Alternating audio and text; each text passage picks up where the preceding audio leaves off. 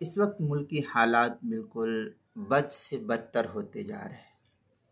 इसलिए मैं जमीयतुल उलमा से बराह रास्त दरख्वास्त करता हूँ कि हम कब तक मुसलमानों के मुकद्दमात लड़ते रहेंगे। अब मुकद्दमात के लड़ने का वक्त जो है ये बहुत कम रह गया है। हर तरफ से मुसलमानों के जानी माली नुकसान की कहीं जो है मॉब लिंचिंग की शक्ल में, अब तो फ़िरका परस्त ताकतों ने जो है मुसलमानों के साथ इस तरीके से किया कि कभी अजान का मसला है, कभी गाँवकशी का मसला है, कभी जो है क्या नाम है हिजाब का मसला है। अब नया हथकंडा ये अपनाया है इन लोगों ने कि मुसलमानों के घरों पर बुलडोज़र चला दिया जा रहा है। एक घर को बनाने में किस तरीके से वालिदैन, भाई बहन और रिश्तेदार, अइज़ा अक़रबा से कर्ज़ वग़ैरह लेकर के मकान की तामीर होती है, ये जो बनाता है उसी को इसका इल्म है कि किस मशक्क़त से जो है वो एक मज़दूर आदमी घर को बनाता है। अपने आशियाने को बनाने के लिए किस कदर जो है मेहनत, मशक्क़त और मक़रूज़ हो जाता है वो। अब ये हुकूमत जो है फ़िरका परस्त ताकत जो है वो मुसलमानों के घरों के ऊपर बुलडोज़र चला करके मुसलमानों के माल को नुकसान किया जा रहा है। चुनांचे अभी खरगोन के अंदर मुसलमानों के मकानात के ऊपर बुलडोज़र चलाए गए। अभी हाल ही में दिल्ली के अंदर जहांगीरपुर में मुसलमानों के मकानात, दुकान वगैरह के ऊपर जो है बुलडोज़र चला दिया गया। तो हम कब तक मुसलमानों के मुकद्दमात लड़ते रहेंगे। इसलिए मैं जमीयतुल उलमा से दरख्वास्त करता हूँ कि जमीयत हमारे अकाबिर की ये जमात है और शुरू ही से जमीयत का नज़रिया ये इंसानियत की बुनियाद पर ख़िदमत था और इंसानियत की बुनियाद पर जमीयत खिदमत करती थी। जमीयत न ही हिंदू देखती है और न ही मुसलमान देखती है। जमीयत देखती है कि ये इंसान है, इंसानियत की बुनियाद पर खिदमत करती है। चुनांचे जमीयत की बुनियाद जब शेखुल हिंद रहमतुल्लाह अलैह ने रखी और उनके साथ मिलकर के दीगर अकाबिरीन उलमा ने जमीयतुल उलमा की बुनियाद रखी, तो उस वक्त भी इस जमात का ताल्लुक़ सियासत से नहीं था। हमारे अकाबिर कहते थे इस जमात का ताल्लुक़ सियासत से नहीं है। लेकिन जब मुल्क को आज़ाद कराने की बारी आई तो उस वक्त तमाम के तमाम ये जमीयतुल उलमा के अकाबिर इस सियासत के तौर पर जो है सरगर्म रहते थे। गरचे सियासत में बराह रास्त नहीं थे, लेकिन सियासी एतबार से, हर एतबार से जो है वो इस काम के अंदर लग करके मुल्क को आज़ाद कराने की कोशिश की। और उस वक्त से ये कहते थे कि जमीयत का ताल्लुक़ सियासत से नहीं है।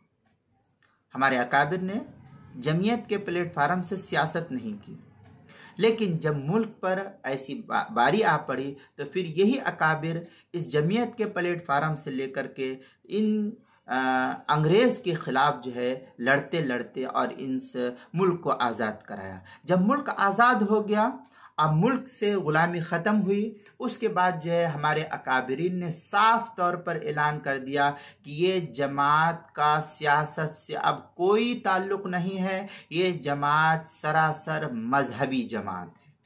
चुनांचे हमारे अकाबिरीन ने जो है अब सिर्फ़ और सिर्फ जमीयत की नज़रिए को मजहबी एतबार से देखा। इन्होंने अब सियासत में कोई ताल्लुक़ नहीं रखा, कोई दिलचस्पी नहीं रखी। लेकिन अब का जो दौर चल रहा है, मोदी गवर्नमेंट जो चल रही है, इस वक्त मुसलमानों के साथ जो कुछ जुल्म व सितम हो रहा है, हम सिर्फ और सिर्फ मुकद्दमात लड़ रहे हैं। मुकद्दमात लड़ने का अब वक्त नहीं है हजरत जी। अब मैं आपसे दरख्वास्त करता हूँ कि जमीयत का प्लेटफार्म जो है अब सियासत के अंदर आना ज़रूरी पड़ेगा।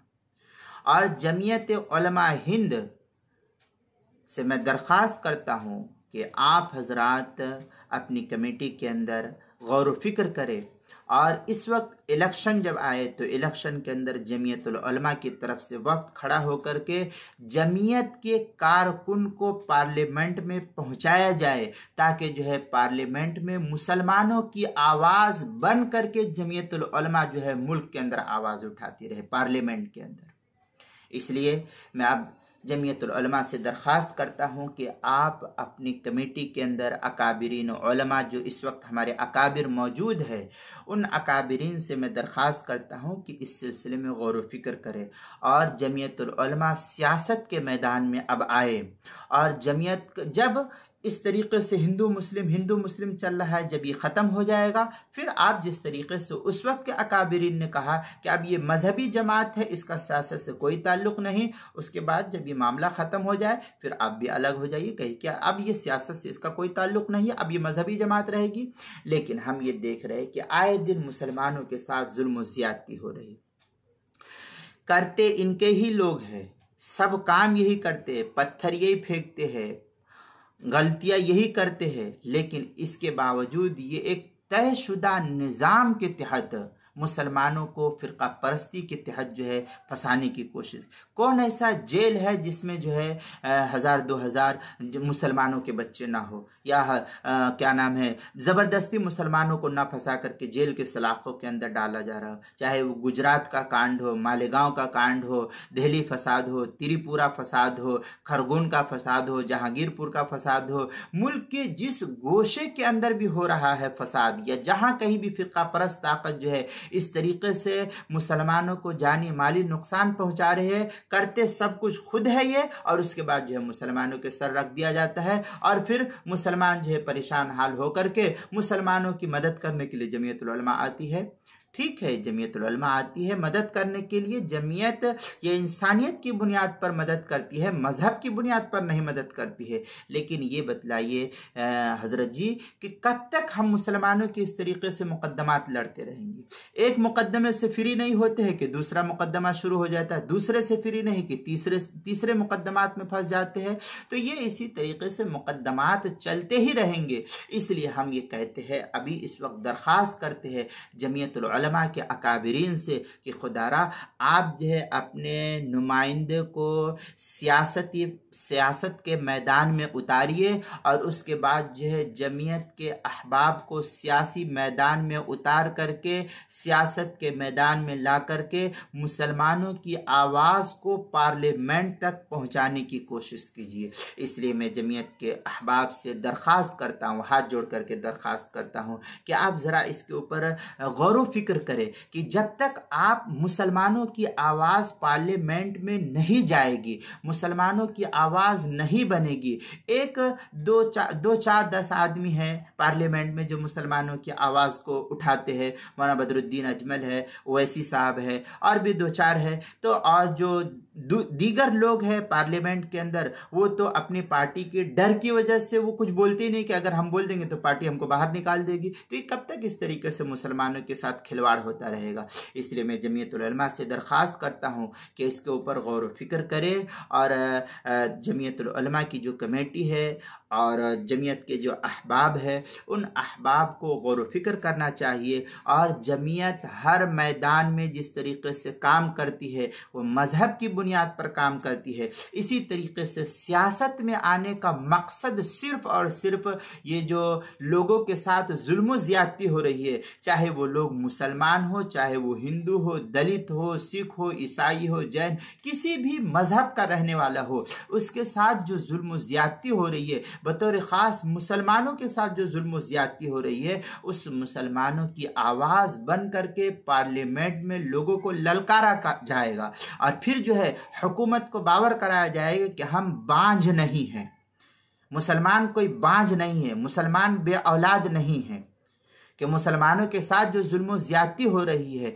धर्म संसद के अंदर मुसलमानों की कत्लेआम की बात की जा रही है, और इस वक्त जो है जो वजीर दाखिला है मुल्क का, उसके ऊपर मुंह सिला हुआ है, उसका वजीर आज़म है उसका मुंह बंद है। अल्लाह करे कि इसको जो है खुदा इसी तरीके से मुंह ही बंद कर दे कि मुसलमानों के बारे में इसकी जुबानें नहीं खुलती है।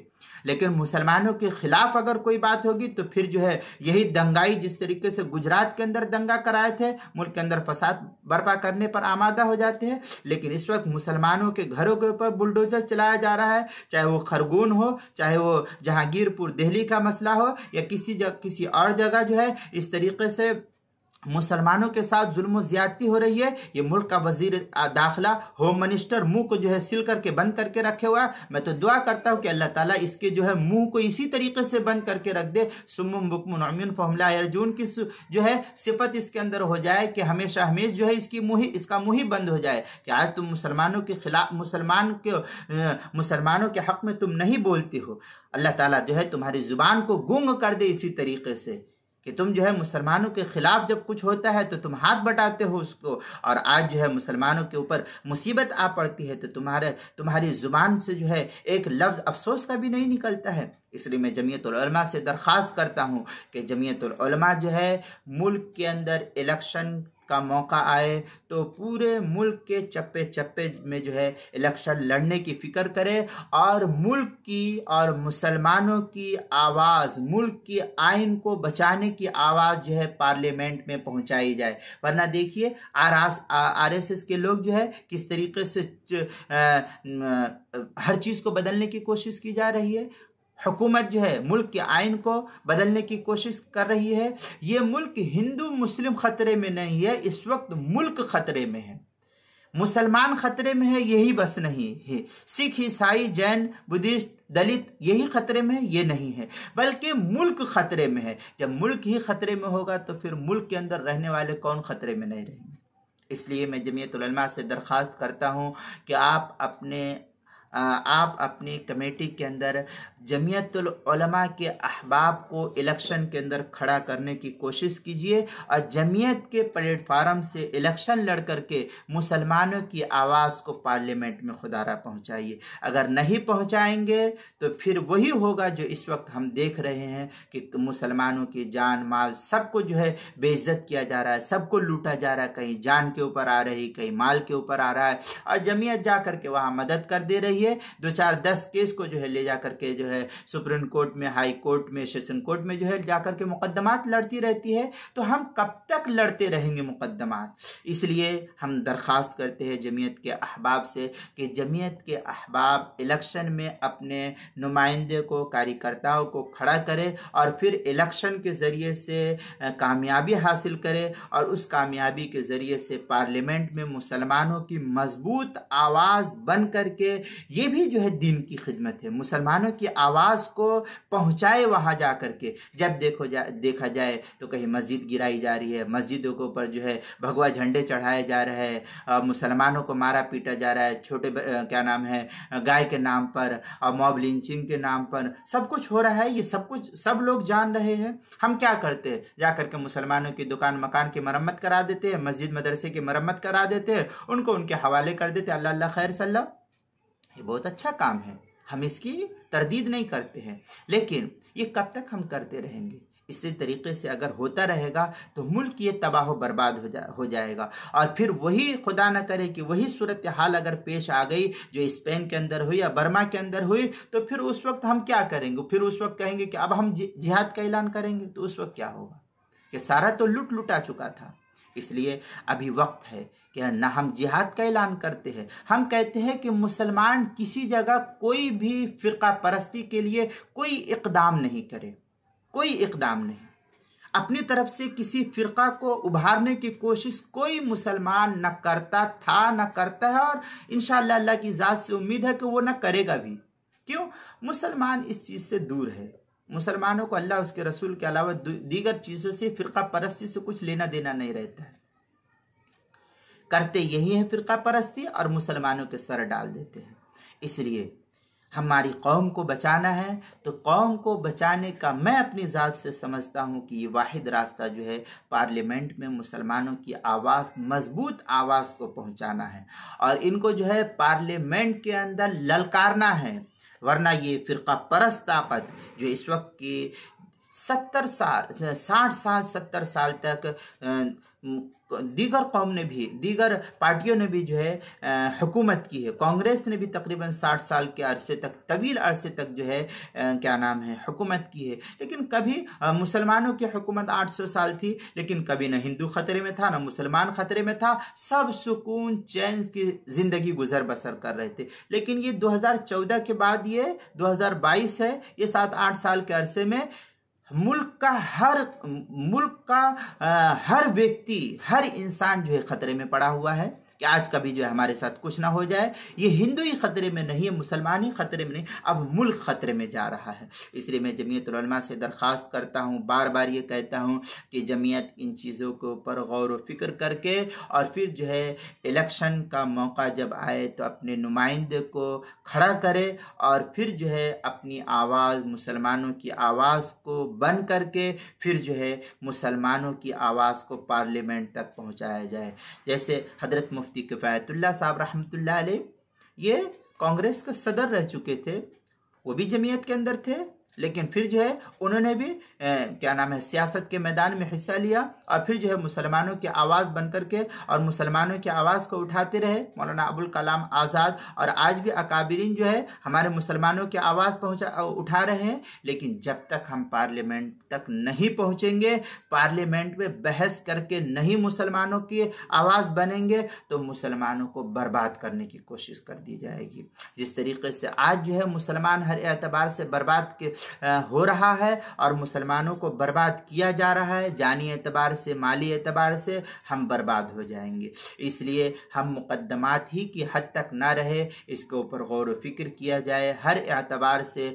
मैं ये नहीं कहता कि आप जो है अपनी अलग पार्टी बनाए, आप गौर व फिक्र करें, जमीयत के अहबाब जो है इसके ऊपर कमेटी गौर व फिक्र करें और जमीयत के अहबाब जो है मुसलमानों की आवाज़ को पहुँचाने के लिए आप जिसको मुनासिब समझते हैं, जिस प्लेटफार्म से मुनासिब समझते हैं, उस प्लेटफार्म से मुसलमानों की आवाज़ को पार्लियामेंट में पहुंचाइए। मौलाना महमूद मदनी साहब दावत बरकातुहुम भी इससे पहले पार्लियामेंट में रह चुके थे, रुकने पार्लियामेंट के मेंबर थे। उस वक्त जमीयत की बात वहाँ पहुँचाई जाती थी, मुसलमानों की आवाज़ जो है वहाँ पर पहुँचाई जाती थी। उसके बाद अभी इस वक्त हाल में असदुद्दीन ओवैसी और इनके पार्टी के कुछ लोग हैं, वो लोग पहुँचाते हैं, लेकिन ये मादूदे चंद है। इनकी पार्टियां भी पूरे मुल्क के अंदर नहीं है। लेकिन जमीयतुल उलमा की तादाद अल्लाह ताला ने इसको जिस तरीके से दारुल देवबंद के फैज़ को पहुंचाया, इसी तरीके से हमारे अकाबिर की इस जमात के फैज़ को भी पूरे चप्पे चप्पे, पूरे क्या नाम है, पूरी हिंदुस्तान नहीं है बैरून मुल्क में भी इसके फैज़ को पहुंचाया जा रहा है। इसलिए जमीयत के अहबाब जो है हिंदुस्तान के शिमाली किनारे में भी है, मशरक़ी किनारे में भी, मगरबी किनारे, हर एतबार से सब जगह है। इसलिए मैं जमीयत के अहबाब से कहता हूँ, दरख्वास्त करता हूँ कि आप हजरात जो है इसके ऊपर गौर व फिक्र करें और सिर्फ जो है क्या नाम है मुकद्दमात ही लड़ने की हद तक न रहे, बल्कि मुसलमानों की आवाज़ को पार्लियामेंट तक पहुँचाने की कोशिश की जाए। मौलाना महमूद मदनी साहब ने इससे पहले वज़ीर दाखिला को खत भेजा था मुसलमानों की तरफ से, वज़ीर दाखिले का कोई जवाब नहीं आया। इससे पहले हज़रत क़ारी उस्मान मंसूर पुरी साहब दामत रहमतुल्लाह अलैह थे, उस वक्त भी कुछ वफ़द ने जमीयत के जो है वज़ीर दाखिला से मुलाकात की थी। उस वक्त भी वज़ीर दाखिला ने जो है बहुत सारी यकीन दहानी कराई थी कि हाँ ऐसा होगा, ऐसा होगा, ऐसा होगा, कुछ नहीं हुआ, फिर वहीं की वहीं बात रह गई। तो ये कब तक ऐसा होता रहेगा? इसलिए मैं जमीयत के अहबाब से कहता हूँ, बार बार ये कहता हूँ कि आप हजरात गौर व फिक्र करके और फिर जो है जमीयत के अहबाब को इलेक्शन में उतार करके पार्लियामेंट तक पहुंचाने की कोशिश करें। इससे हमारा मुसलमान भी जो है मजबूत होगा। कभी देखो तो दारुल देवबंद के ऊपर एतराज़ होता है, तो कभी मरकज़ निज़ामुद्दीन पर एतराज़ होता है, कभी तबलीगी जमात पर एतराज़ होता है, कभी उलमा पर एतराज़ होता है। ये सिलसिला चलता रहेगा। इस सिलसिले को रोकने के लिए जमीयतुल उलमा का सियासत में आना ये एक वक्त की अहम ज़रूरत है। इसी की वजह से मैं आपसे दरख्वास्त कर रहा हूँ, जब मुल्क के हालात साजगार हो जाएंगे, जिस तरीके से उस वक्त साजगार हो गए तो हमारे अकाबिर ने कह दिया कि आज से जमीयत का सियासत से कोई ताल्लुक़ नहीं है। जमीयत एक मजहबी जमात है और ये मजहब की बुनियाद पर अमल करती है और लोगों की खिदमत करती है। इंसानियत की बुनियाद पर यह जमात खिदमत करती है। ये नहीं कहती कि ये हिंदू है तो इसकी खिदमत होगी, ये मुसलमान है तो इसकी खिदमत नहीं। जमीयत शुरू दिन से इंसानियत की बुनियाद पर वो खिदमत करती थी, करती है और करती आएगी इंशाअल्लाह। इसलिए जब मुल्क के हालात साजगार हो जाएंगे तो आप भी जमीयत के अंदर रह करके साफ ऐलान कर दीजिए कि अब जमीयतुल उलमा का सियासत से कोई ताल्लुक नहीं। लेकिन जब तक हालात दुरुस्त नहीं है, जमीयत उलमा लड़े भिड़े और जाए जमीयत पार्लियामेंट के अंदर और पार्लियामेंट में पहुंच करके आवाज़ को उठाए।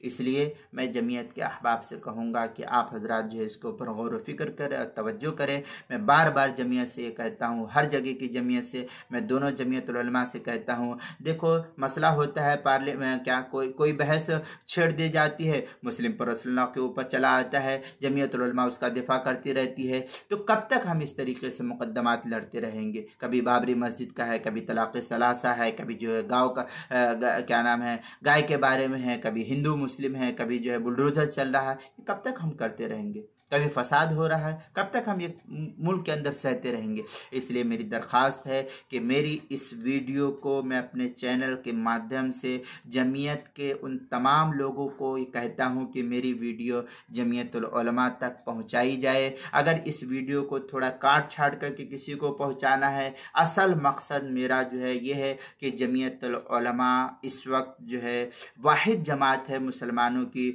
जो पूरे मुल्क के अंदर काम करती है। तो जमीयतुल उलमा जो है क्या नाम है सियासी मैदान में आए और मुसलमानों की मदद करे। जैसे माली एतबार से मुसलमानों की मदद करती है, ताउन करती है, ऐसे ही अब मुसलमानों की आवाज़ को पार्लियामेंट तक पहुंचा करके मुसलमानों की मदद करे। यही मेरी जो है दरख्वास्त है। जो दोनों जमीयतुल उलमा के सुदूर से हज़रत मौलाना महमूद असद मदनी साहब दामत बरकातहुम और हज़रतुल उस्ताद मौलाना सैयद अरशद मदनी साहब दामत बरकातहुम, अल्लाह इन हज़रात अकाबिरीन की उम्र के अंदर बरकत अता फरमाए और नज़र बद से इनकी हिफाजत फरमाए। मैं दुआ गो हूँ कि अल्लाह ताला जो है हमारे अकाबिरीन को इसकी तरफ भी तवज्जो देंगे। हमारे अकाबिरीन और मुसलमानों की जिस तरीके से अब तक मदद करते आए हुए हैं जानी माली हर एतबार से, इसी तरीके से जो है अब मुसलमानों की आवाज़ को उठाने के लिए पार्लियामेंट में पहुंचाने के लिए भी इक़दाम की कोशिश ज़रूर करेंगे। मैं उम्मीद रखता हूं मेरी ये वीडियो जो है जमीयत के अहबाब तक पहुँचाने की कोशिश करे। जो हज़रात मेरी इस वीडियो को सुने वो हज़रात से मैं दरख्वास्त करता हूँ कि मेरी ये वीडियो जो है जमीयत के कार्यकर्ताओं तक पहुँचाने की कोशिश करे। मैंने ये जो कुछ कहा है वो अपने तौर पर कहा है, ये नहीं कि इसके ऊपर अमल करना ही ज़रूरी है, ये नहीं है, बल्कि अकाबिरीन इसके ऊपर गौर व फिक्र करे। मैं जहाँ तक मैं समझता हूँ कि इस वक्त मुसलमानों के लिए ये क्या नाम है पार्लियामेंट में पहुँचना, मुसलमानों की जान माल के तहफ़्फ़ुज़ के लिए ये सबसे बेहतरीन इक़दाम होगा इंशाअल्लाह जमीयतुल उलमा का। ठीक है। अस्सलामु अलैकुम वरहमतुल्लाहि वबरकातुहू। मैंने इसमें अगर कोई कमी कोताही या कोई गुस्ताखी होगी तो मैं जमीयतुल उलमा के अहबाब से माफ़ी चाहता हूँ कि हो सकता है इंसान है, बोलने में कोई गलती हुई होगी तो मैं माफ़ी चाहता हूँ। अस्सलामु अलैकुम वरहमतुल्लाह।